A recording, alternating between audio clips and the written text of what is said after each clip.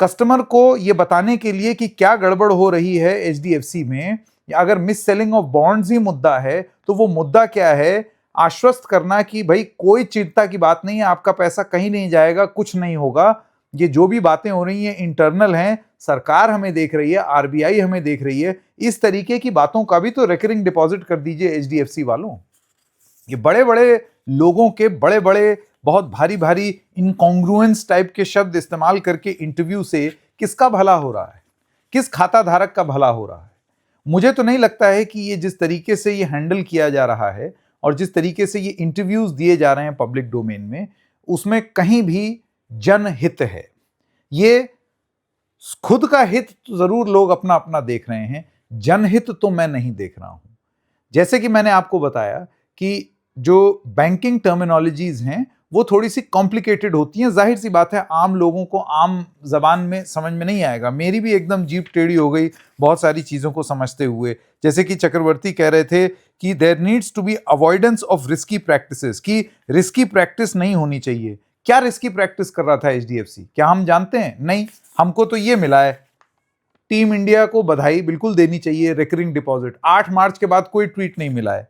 ये बताइए ना रिस्की प्रैक्टिस क्या हो रही है, इस पे ट्वीट करेंगे या नहीं? इस ट्वीट का रिकरिंग डिपॉजिट करिए।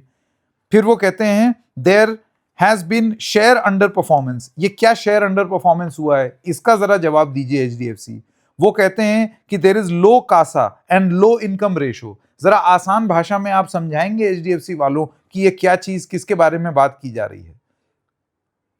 और पर्सनैलिटी बैटल और वो सारी चीजें छोड़ दीजिए। 4 लोग होंगे, 4 बर्तन खड़केंगे, उसमें किसी को कोई इंटरेस्ट नहीं है। मुझे सिर्फ और सिर्फ इस चीज में इंटरेस्ट है कि मैं पैसा रखूं या निकालूं एचडीएफसी में। मुझे सिर्फ इस चीज में और इस देश के लोगों को इंटरेस्ट है कि एचडीएफसी क्या हो क्या रहा है, मेरे पैसे तो नहीं डूबेंगे। आप जानते हैं इस देश में कानून है जिसमें आपका जितना भी अकाउंट है, उस अकाउंट में जितने भी पैसे हैं उसकी 5 लाख का बीमा होता है।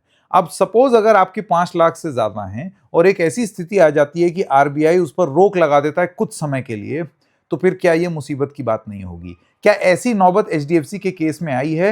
मोटी मोटी बात यह है कि आरबीआई का यह कहना है कि ऐसी नौबत नहीं आई है और लगातार वो मॉनिटर कर रहे हैं। पिछले एपिसोड में भी हमने आपको बताया था कि ये डोमेस्टिकली और सिस्टमैटिकली इंपॉर्टेंट बैंक है, डीसिप बैंक कहते हैं इसको, टू बिग टू फेल, इस पर हमेशा नजर रहती है। ये कोई और छोटे मोटे बैंक की तरह नहीं है।